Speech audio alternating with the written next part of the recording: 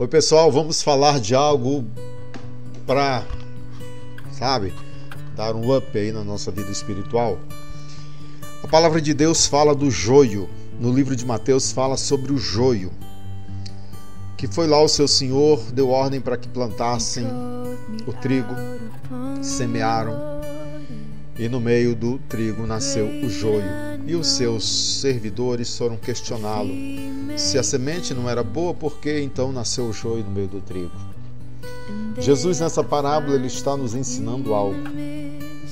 Ele nos ensina que o joio é normal e ele não deve ser arrancado do meio do trigo, porque corre o risco de, ao arrancar o joio, por ele estar entrelaçado com o trigo, ele pode arrancar também alguns pés de trigo. O joio ele é muito parecido com o trigo. Ele é muito semelhante. A diferença está na infertilidade dele. O joio é muito parecido com o trigo. E quem não é espiritual vai até se confundir, vai ser enganado, porque acha que o joio é trigo. Mas a palavra de Deus também fala nessa mesma parábola que o destino do trigo é um e o destino do joio é outro.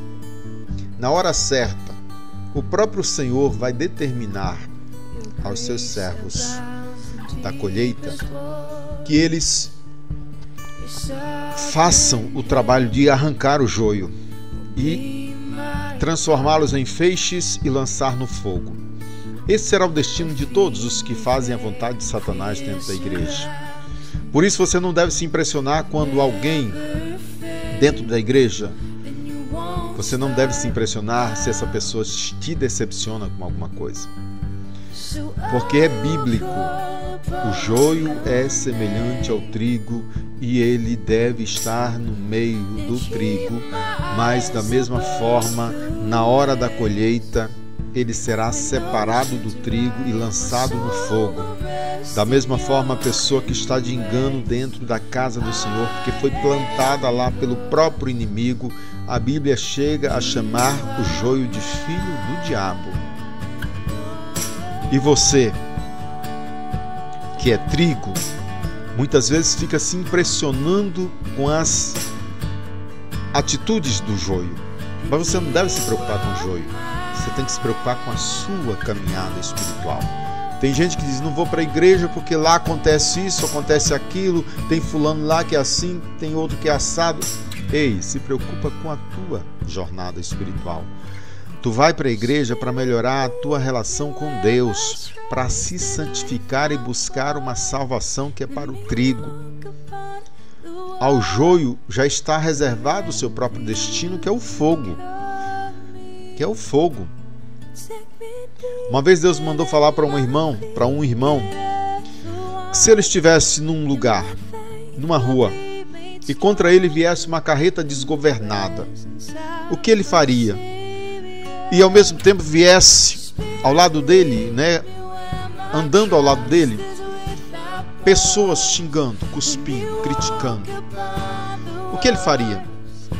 Ele sairia da frente da carreta ou ele daria atenção àqueles que o criticam, que o xingam, que o fazem triste por palavras? E ele me respondeu, vou sair da frente da carreta. E eu falei para ele na hora assim, porque Deus me mandou falar.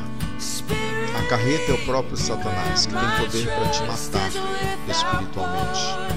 Já as críticas, os cuspes, as provocações, que muitas vezes estão dentro da igreja, essas não têm poder de te matar, mas Satanás tem.